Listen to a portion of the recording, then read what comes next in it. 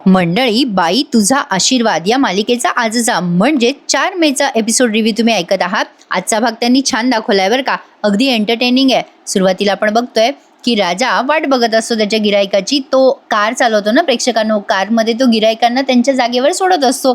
तेवढ्यात एक गिरायक येते बरं का. राजा कंटाळलेला असतो वाट बघून आणि विचार करत असतो गिरायकांना चार्जच केला पाहिजे. पण आता गिरायक येते, ती एक सुंदर तरुण मुलगी. राजा तिला इम्प्रेस करायला जातो बरं का. तिला आधी विचारायला लागतो, हां मॅडम तुमचं नाव? ती मुलगी म्हणते, अरे OTP घे ना आधी. OTP लागेल ना. राजा म्हणतो, अरे हो हो हो OTP. राजा सुंदर मुलीला बघून गडबडलेला असतो बरं का. 9546 असं ती OTP सांगते. तेव्हा राजा एकदम गॉगल बिगल घालतो आणि त्या मुलीला इम्प्रेस करायला जातो आणि म्हणतो, यू कम्फर्टेबल ना. तेवढ्यात या मुलीचा एक बॉयफ्रेंड गाडीत शिरतो आणि म्हणतो, हाय कशी आहेस. आणि राजाचे स्वप्न इथेच तुटून जाते. राजा यशादादाबरोबर स्वतःची सोय करतोय बरं का मंडळी. असो, आता ती मुलगी त्याच्या बॉयफ्रेंडशी बोलण्यात गुंतलेली असते. तेव्हा राजा त्या मुलीला घेऊन तिच्या निश्चित जागेवरही पोहोचवतो. पण त्या गर्लफ्रेंड बॉयफ्रेंडचे भांडणं होतात बरं का राजाच्या गिरायकाचे. बघा ते पुढच्या सीनमध्ये दाखवलंय. इकडे अवनीचा भाऊ वैतागलेला असतो कारण ती लवकर आवरून आलेली नसते जेवायला. आता तिचे बाबा म्हणतात, नको रे मागे लागूस तिच्या, आणि तिला घेऊ दे तिचा वेळ आवरायला. तिचं लग्न ठरलंय बाबा. अवनीचा भाऊ म्हणतो, बाबा तुम्ही किती लढवलेत अवनीला. तिचे बाबा म्हणतात, अवनीचे काही बोलतोयस का रे तिला. अरे 4 दिवसांनी सासरी जाईल लेकरू, मग तिला बघायला तरच शील. आता त्याचे बाबा म्हणजे अवनीच्या भावाला म्हणतात की अरे बाबा, तुम्हाला जर रात्री यायला उशीर झाला तर त्याच्यासाठी बुक केलंय का तू हॉटेल विवाहांसाठी. अवनीच्या होणाऱ्या नवऱ्याबद्दल इथे चर्चा चालू आहे. अवनीचा भाऊ म्हणतो, बाबा मी त्याला म्हटलं होतं हॉटेल बुक करू का, पण तो म्हणाला की आमची नाशिकमध्ये प्रॉपर्टी आहे, हवं तर तुम्हीच राहा आमच्यासोबत. अवनीची म्हणते, अरे बाबा लग्नाच्या आधी आपल्या मुलीला कसं ठेवायचं त्यांच्याकडे राहायला. त्यावर नवनीचे बाबा म्हणतात, ए बाई 2026 मध्ये वावरतोय आपण, असे विचार नको करूस. अरे एकमेकांशी गप्पा मारतील ते, त्या निमित्ताने दोघं थोडीच एकटे राहणार आहे. सासरची मंडळी आहे ना तिच्यासोबत, आणि कळेल ग तिला पण त्या मुलाचा स्वभाव. मग ती आई म्हणते, अवनी राहील का पण त्याच्यासोबत. नको नको म्हणते ती लग्नाला. एवढं चांगलं स्थळ आहे तरी पण नाहीच म्हणते. आता त्या वाढत असतात बरं का जेवायला, म्हणजे वाढता ते बोलत असतात. तेवढ्यात आता अवनीची वहिनी येते आणि म्हणते, अहो ती जरा बावरली आहे, अचानकच ठरलं ना हे सगळं.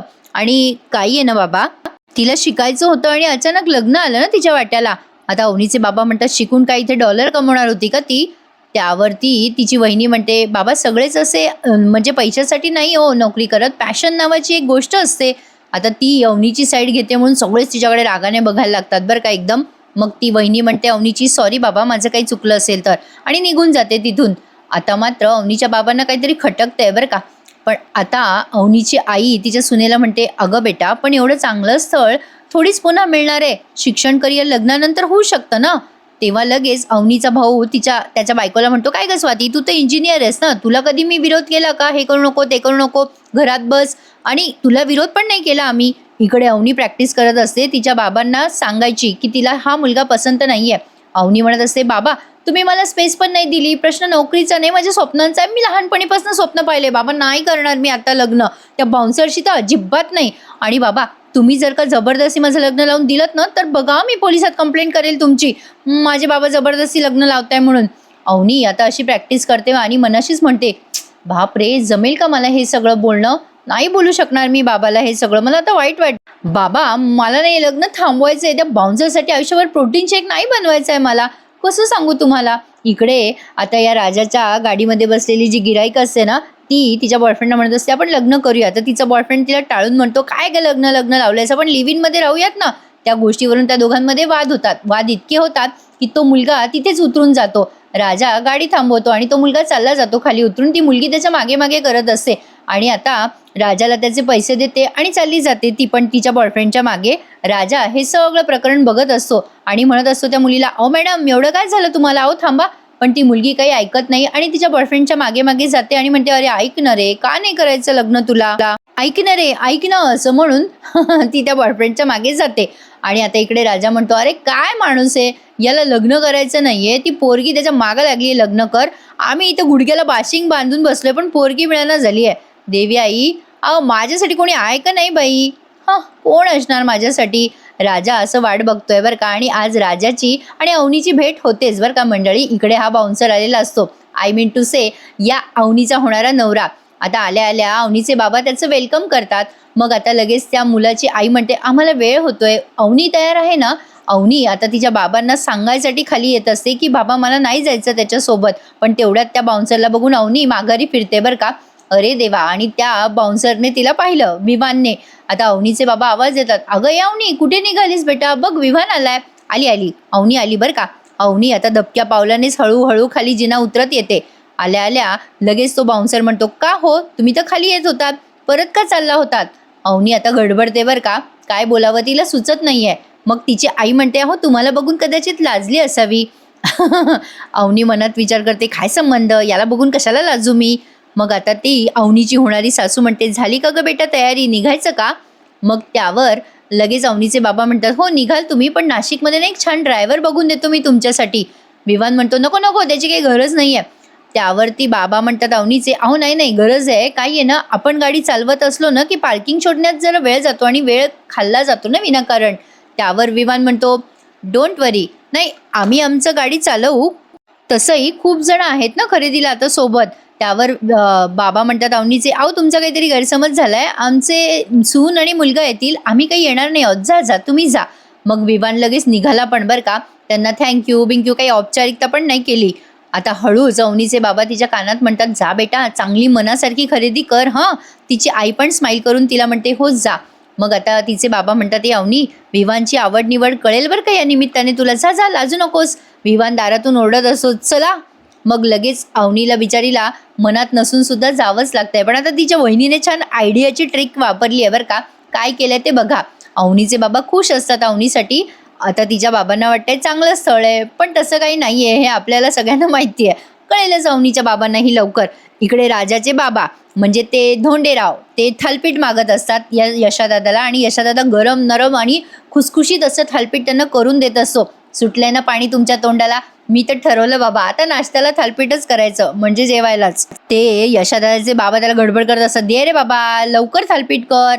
यशादादा त्यांना थालपीठ देतो आणि म्हणतो, दुसरं लावलंय. आता त्या धोंडेरावांनी आणखीन एकावर एक थालपीठं मागायला सुरुवात केली, आणखीन एक लागेल मला. तेवढ्यात आता जो अँग्री भाऊ आहे ना, सॉरी मला याचं नाव लक्षात नाहीये, यांच्यामधला जो अँग्री भाऊ आहे ना, तो म्हणतो, ए खादाड माणसा, किती खाणार आहेस, तुमच्यामुळे आमचे खायचे वांदे झालेत. त्यावरती त्यांचा बाप म्हणतो की, ऐ काय माझं खाणं काढता, तिकडे पोरगी पाहायला गेले तर तिकडे यशा आपला त्याला वडे शिकवत राहिला त्या पोरीला. तेवढ्यात आता यांचा मध्यस्थी आलाय बरं का मंडळी, यशादादाचं लग्न ठरलंय, लग्न नाही ठरलं पण मुलीकडचा होकार आलाय. तो मध्यस्थी आल्या आल्या हे लगेच दोन्ही भाऊ उठून उभे राहतात बरं का, आणि म्हणतात, या या या बसा बसा. अहो अण्णा काय बोलताय तुम्ही त्यांना. आता ते आल्या आल्या म्हणतात, जा जा आम्ही जेवतोय, म्हणून ते पोरं ओरडतात, अहो अण्णा मध्यस्थी येते, काय बोलताय तुम्ही. त्या मध्यस्थीला थालपीठाचा वास आलेला असतो बरं का मंडळी, आणि तो वाकून वाकून थालपीठाकडे बघत असतो, आणि अण्णा ते थालपीठ झाकत असतात बरं का. तो मुद्दाम म्हणत असतो, काय हो थालपीठ केलं की काय आज यशाने. मग लगेच ते भाऊ म्हणतात, ए यशा दादा थालपीठ आण रे आपल्या या मामांसाठी. मग तो मध्यस्थी म्हणतो, नको नको कशाला, औपचारिकता चालू आहे बरं का. मग ते भाऊ म्हणतात, खा हो, बरेच लांबून आलात तुम्ही, ओ काळे मामा खा. मग आता पाणी आणून देतात पोरं त्यांना, मग ते पाणी पितात. मग ते मुलं विचारतात, काय हो काय निरोप आलाय काळे मामा पोरींच्या घरच्यांकडनं. मग तो माणूस म्हणतो, आलाय ना निरोप आलाय, यशा पसंत आहे त्यांना. आधी तर यांच्या कानावर विश्वासच बसत नाही. ते पुन्हा विचारतात, काय बोललात तुम्ही. मग यशादादा येऊन विचारतो, म्हणजे. मग लगेच तो माणूस म्हणतो, अहो थालीपीठच नाही शिरा करायला सांगा, अहो पोरीला पसंत आहे यशादादा तुमचा. मग हे सगळेच एकसाथ जल्लोष करायला लागतात बरं का. एवढा आनंद होतोय सगळ्यांना, चला या घराला बाईचा आशीर्वाद लागणार. आता ते धोंडे त्या मध्यस्थीची पप्पी पण घेतात आणि म्हणतात, चला आता फायनली बाईचा आशीर्वाद लागणार, तुमच्या सुलू आत्याचा शाप लागणार नाही बरं का. यांचा जल्लोष त्या आत्याला ऐकू येतो बरं का. ती सुलू आत्या बघत असते बरं का यांच्या घराकडे, कारण तो धोंडे मामा का कोण आहे ना, तो ही सगळ्या पोरांचा बाप, तो बाहेर येऊन नाचत असतो. आता या सुलू आत्याला काही कळे ना काय झालंय नेमकं, पण हा एवढा आनंदात काय आपला भाऊ. नमीला पण गोंधळ वाटतोय, काय नेमकी भानगड आहे. सुलू आत्या म्हणते, काय येडं पिताड आहे पाय, कसं नाचतं येड्यावानी, वेळ न काळ, कोण देणार आहे याच्याकडे पोरगी हॅ. असं म्हणून सुलू आत्या घरात निघून जाते. नमी मात्र वाकून वाकून बघत असते की खरंच यशाचं लग्न ठरलं की काय. या नमीला लग्न करायचंय ना यशाशी, आत्याच्या मुलीला. आता हा सीन फार गमतीशीर होता बरं का. आता ही निघाली बरं का अवनी खरेदीसाठी, तेव्हा तिची वहिनी तिच्या शेजारी बसणार असते गाडीमध्ये. पण हा जो बाउन्सर आहे ना, तिचा होणारा नवरा बॉडी बिल्डर, तो लगेच त्या वहिनीला धक्का मारतो आणि अवनीच्या बाजूला जाऊन बसतो. अवनी तिच्या वहिनीला खुणवते, वहिनी काहीतरी कर ना, मला याच्या बाजूला बसायचं नाहीये. अवनीची नजर तिच्या वहिनीला बरोबर कळली आहे. अवनीच्या वहिनीचं तिच्यावर खूप प्रेम आहे बरं का प्रेक्षकांनो. आणि नुकतंच अवनीच्या वहिनीचं आणि तिच्या भावाचं नवीन नवीन लग्न झालेलं आहे. अवनीची बहीण काय करते, आता बाजूला जाऊन बसते तिच्या नवऱ्याच्या म्हणजे अवनीच्या भावाच्या बाजूला जाऊन बसते. तो ड्राईव्ह करणार असतो गाडीत. आता ती लगेच म्हणते, ए बाबा तू नीट गाडी चालवशील ना. मग आता तिचा भाऊ म्हणतो त्या अवनीच्या बहिणीला स्वातीला, काय बोलते स्वाती, अगं एकदा कुठे मी गाडी धडपडली होती, डोळा लागला होता माझा, मग एवढं ऐकवणारच का मला. मग ती पुन्हा म्हणते, अरे पण पुन्हा तुझा डोळा लागला तर. आता मात्र तो वैतागतो अवनीचा भाऊ आणि म्हणतो, काय तू पण स्वाती, अगं काय बोलतेस बरं विवान, तू चालवतोस का बाबा गाडी. लगेच आता ती आई पण म्हणते विवानची, हो रे बाबा याला झोप लागत असेल तर तू चालव बरं विवान गाडी. हे सगळं खटापट यासाठी की त्या विवानला अवनीच्या शेजारी बसू द्यायचं नाही म्हणून. विवान आता गाडी चालवण्यासाठी म्हणून समोर जातो आणि त्याच्या बाजूला मग अवनीचा दादा बसतो आणि अवनीची बहिणी अवनीच्या बाजूला बसते. आबा गया मजा. अवनीच्या भावाला ते कळतं की तिच्या वहिनीने आणि तिने ही काय ट्रिक केली आणि का केली आहे, पण तरी तो दुर्लक्षित करतो. पण आता बघा हा पुढे काय होतं. या सीनमध्ये आपण बघतोय की राजाचे बाबा खूप खूप खुश असतात. यशाला म्हणत असतात, यशा अरे पाया पड माझ्या, लाखात एक पोरगा आहे बरं का माझा. मग लगेच आता ते मध्यस्थी म्हणतात, मग अहो माझं कमिशन द्या ना. पण लगेच आता हे पाटील धोंडे म्हणतात, कसलं कमिशन. मग यशा दादा म्हणतो, अहो आहेर देऊ ना तुम्हाला लग्नात. त्यावर ते मध्यस्थी म्हणतात, आम्ही आहेरासाठी काम करत नाही बाळा. अरे स्वर्गाच्या गाठी लग्नाच्या गाठी स्वर्गात बनतात. हे जरी खरं असेल तरी आम्ही जमिनीवर हे सगळं सिद्ध करतो बरं का. हे पोरं गंमत करतात त्यांची आणि म्हणतात, महान काम आहे बरं का तुमचं मामा, लईच महान काम आहे. आता ते थालपीठ आणायला जातो यशादादा या माणसासाठी. पण तेवढ्यात या मध्यस्थीने बॉम्बच टाकलाय बरं का. तो यशाला म्हणतो, यशा अरे थांब बाबा, अरे ते पोरीकडचे तुमचं घर पाहायला येणार आणि मग होकार कळवणार बरं का फायनल. आता मात्र या सगळ्यांचे तोंड उतरले बरं का. यशदादा म्हणतो, माझं थालपीठ करपलं. हे पोरं विचारतात, घर कशाला पाहणार आहे ते. त्यावर मध्यस्थी म्हणतो, अहो असं काय करता, लग्न ठरवायचं म्हणजे घर पाहायला येणार ना ते. पोरं म्हणतात, अहो कॅन्सल करा ना हे सगळं स्टेप बीप काय असतं घर बघायची. पण तो मध्यस्थी म्हणतो, असं कसं, तुम्ही त्यांचं घर पाहिलं मग ते तुमचं घर पाहणार नाही का. आता हे यशदादाचे बाबा म्हणतात, घर पाहायला येणार म्हणजे लग्न मोडलं समजायचं, कारण यांचं घर काही चांगल्या अवस्थेत नाहीये ना म्हणून. इकडे आता राजाला एक नवीन कस्टमर भेटलाय बरं का गाडीमध्ये. आता तो कॅब चालवतो ना प्रेक्षकांनो, कॅबमध्ये नवीन नवीन कस्टमर येत असतात. तसाच एक म्हातारा माणूस कस्टमर बसलाय. आता तो सहज राजाशी बोलत असतो, काय हो तुमचं लग्न झालं का. राजा म्हणतो, नाही ना अजून. त्यावर हा माणूस म्हणतो, अहो मग लवकर लग्न ठरवा, अहो एकट्याने आयुष्य काढणं अवघड असतं, संगतीने आयुष्याला कोणीतरी पाहिजे, लवकरात लवकर लग्न करा. यशादादा म्हणतो, इच्छा आहे हो माझी लय. पण ते माणूस म्हणतो, म्हणजे. आता तो माणूस म्हणतो, अहो लग्न तर करावंच लागेल ना. राजा त्यांना सहज म्हणतो, मग तुम्ही सुचवा स्थळ. त्यावरती तो माणूस म्हणतो, अहो स्थळ असं सुचल्याने येत नसतं, ते अचानक समोर येतं. आणि अचानक अवनीची गाडी आणि राजाची गाडी जोरात टक्कर घेते. विवान गाडी चालवत असतो आणि त्याने रॉंग साईडनी गाडी घातलेली असते त्या रस्त्याच्या. त्यामुळे राजा चिडतो, गाडी खाली उतरून विवानला बोलायला लागतो, अहो काय साहेब दिसलं नाही का, अहो गाडीला टक्कर मारली ना. पण विवान मात्र राजाला अर्वाच्य भाषेत बोलायला लागतो.